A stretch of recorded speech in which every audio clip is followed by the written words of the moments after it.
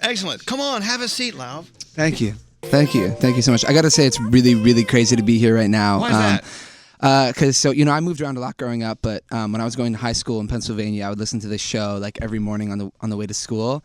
And I have to say, it's funnier in person when you're like sitting out here.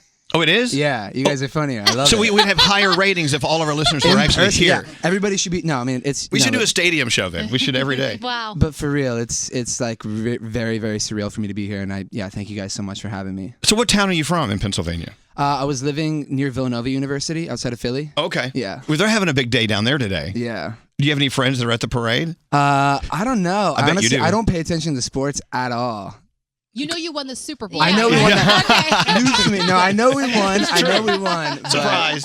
Yeah, no. I mean, I haven't really spoken with some of my friends from there in a while. Everybody kind of moved and went to different places for school and stuff like that. If you text them today, they will text back, but it will all be spelled wrong. Yeah, they're all drunk. Definitely drunk. As you moved away, drunk. you actually came up to New York. You lived here. You went to NYU? Yeah. So what's it like to be a student at NYU in the middle of the village in New York City? It's so cool. If I could turn back time and do college in New York City, seriously, it's like everything. It's amazing. It's overwhelming. Like I was scared to move to New York at first because I thought it would be like way too overwhelming. But it's incredible. It's like I feel like at that age, just going to school and being in New York City for the first time, it's like you get a chance to like kind of figure out who you want to be. So it's really cool. Right. Well, because you're surrounded by all sorts of people being who they're trying to figure out who they're going to be. Right. Yeah. Wow. Yeah. Well, so did you were you in the music department or did you study finance? I mean, what's your deal? Oh my, can you imagine if I studied finance? Shout out to my friends who did. I studied music technology. So I was learning how to like build like synths and stuff like that and like acoustics. And yeah, it was actually pretty technical. So you're like a total nerd. Definitely. Wow. Massive nerd. That's good, though. It's important to have that side of an understanding of it. I think it depends on the person. For me, like the biggest thing was just being in New York and having that like energy and the drive around me. Like, I was interning at studios before I really had the confidence to be like, okay, I definitely want to be an artist. I was, I was just like cleaning floors, buying food for like Beyonce and Jay-Z and Timberland. Really? Who were you really? What did Beyonce order? Yeah, what's the chicken salad? Well, it was always just like very specific. Like it would be like 4 bottles of small Fiji and like 8 bottles of cold large Fiji. And somebody wanted like a very particular aloe drink. I won't name who, but I was working at Jungle City Studios as an intern, and like. Yeah, so that was definitely a fun grind. It was just like, I would get in, and the first thing you do is like food run, to get everything totally stocked on their rider. So you basically grew up around music. I mean, your most important years, you were there while the superstars were coming in to do their thing. Yep. I brought soup to Jessie J when I was interning at the studio, and I couldn't say anything. Have you talked to her since then? I walked out. No, I haven't. Have you said, I brought you some butternut squash soup? If she happens to be listening, I was that dude who brought you soup one day. I bet she remembers that soup. So, I mean, I can't imagine what it's like being in the studios for these late night sessions, whatever you saw. Yeah, you would stay all like, a lot of times I would do the day sessions, but when you do the night sessions, it was like you were a slave, but it's amazing because you're just there all night. Like you can't fall asleep. Like if somebody, like I would run out at like 3 a.m. and get cereal, it's like whatever they want, whenever they want it. So working in these studios, these bigger than life studios that cranked out the biggest hits of all time, were you ever there by yourself? And you went into the studio and sat in front of the microphone and imagined what it would be like for you to be recording in there. I had one day where the studio let me because there was one studio that like the artist didn't show up and they're like, all right, if you want to go in for a couple hours and like mess around, and that was really cool. Oh, that's cool. Yeah.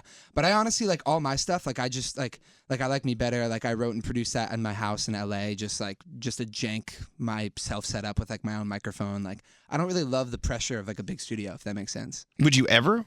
I don't know. I mean, your career is still like on its way up. Eventually, you're going to have the wherewithal to be able to work with any producer, any musician you want. And you're going to get them to bring you soup. Yeah. Jessie J's going to bring you soup. We're taking soup orders right now. That would be so messed up. Oh man! Can you imagine being such a fan of all of your favorite people in your favorite industry that you want to be in, and then you get to do that? You get to live that dream. Very unique perspective that you gathered from that. I guess. So keep in mind, mind-blowing numbers. I mean, I Like Me Better, for instance. You heard it a second ago. Like approaching 400 million streams on Spotify. Yeah. Which is, of course, the enemy. We're iHeartRadio here, man. This is iHeart. But we're talking about Spotify because that's a big number. when you see a number like that, do you think it's just one person who's heard it 400 million times? Is it your? Is it one of your parents or something? I think I worked it out. Thanks, Mom. Yeah. It's just my parents. I honestly wouldn't be surprised. So I just, I started my world tour and like they've come to like 2 or 3 shows already. So I wouldn't be surprised if it's all my parents. Aww. Yeah. That's so nice. Shout out mom and dad. But I'll give you a sad part of Lauv. He started writing these sad love songs when he was like 12, 13 years old. What did you think heartbreak felt like? I don't know, but I always kind of romanticized heartbreak. Like, I'm in this You position wanted to now. experience like, this sounds really, really, really crazy, but I was just like talking to one of my managers this morning. Like, I'm single now, and I'm like, I'm kind of trying to get in a relationship, and I want to experience like somebody cheating on. Like, I want to experience like all of these crazy things. What? I don't know. I just feel and like so then when they cheat on you go through life once, and you're gonna say thank you for cheating on me. I really wanted that. I won't say thank you, but I'll write a couple songs. That reminds me, like Straight Nate, our poorly hair-colored producer, he wants to experience a bar fight. Yeah. I'm like, what? Why would you want to experience heartbreak? Why would you want to experience a bar fight? I will tell you, though, in life's experience, you do need to experience heartbreak, and you will. Yeah. But a bar fight, but you think that's the same thing? Let's go to the bar after this and let's get in the fight. Let's go. Can we get a big brawl, like the full show? Oh, yeah. This is not right. So anyway, at 13 years old, you're writing these heart-wrenching love songs because you're fantasizing about what it would truly be like to be in love or to lose love. Yeah. I've always loved, like Coldplay. Chris Martin's one of my favorite artists and writers, just because I've always loved, like, kind of nostalgic, longing, sad music. So, I wonder why that is. I don't know. I should talk to my therapist about that. No. You are your therapist. I think you're doing a pretty good job.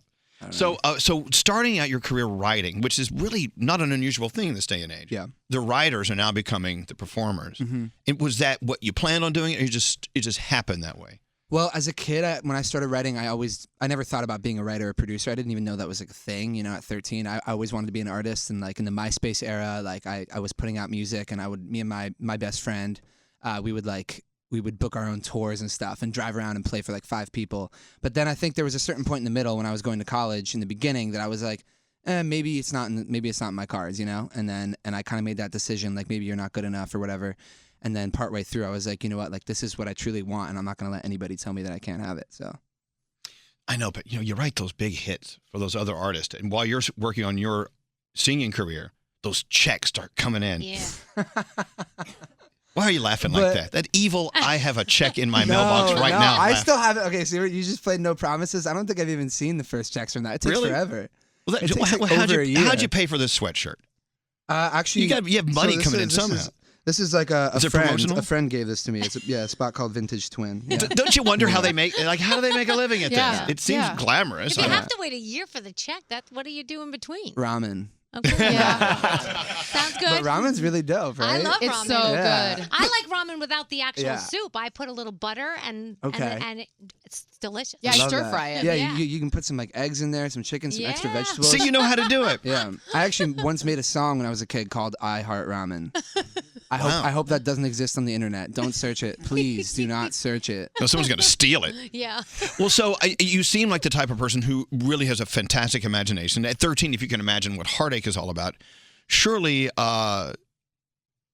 even after you do make it and you are driving your Ferrari, you'll still be able to imagine what it's like to live a life of eating ramen. Yeah. I mean, I don't know where that's going, but so you're actually opening up for our friend Ed Sheeran out on the road. Yeah, so I just did that at the end of last year in Asia. What a great taste of success. Amazing. To be able to walk out on those stadium tours in Asia. Crazy. So crazy. Yeah, I mean, it was, obviously my first time in Asia and playing with Ed and playing in arenas. It's really hard to describe that feeling, but it was amazing. Yeah. Good for you. What's it like to open for an artist where the audience is there to see them? So, yeah, I mean, that's a good question because, like, you're kind of like, okay, is anybody paying attention to me? Because I don't blame them. It's like, growing up when I would go to, like, some of those really big shows, if you're there to see the headliner, you're kind of just talking with your friends until the headliner's on.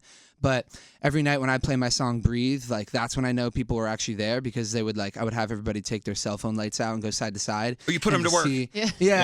And that's when you ask them to do that, that's when you know, like, if they do it, that means they're not too lazy or whatever. They're in the moment. So well, congratulations. Yeah. I can't wait to see Ed Sheeran open for you. Yeah. I don't know if that's Don't tell him I said that. And what are you wearing to his wedding? Oh, I don't know. I don't know if I'm invited to the wedding. I should start thinking about that. I bet you'll get invited. Yeah. So I Like Me Better. Make sure you download it. Add your number to the. Go to iHeart and listen to it. Don't go to Spotify. No, they got enough. They're going out of business. Yeah. Lauv, thank you so much for coming in today. Thank you. It's so Lauv. much. Thank you so much.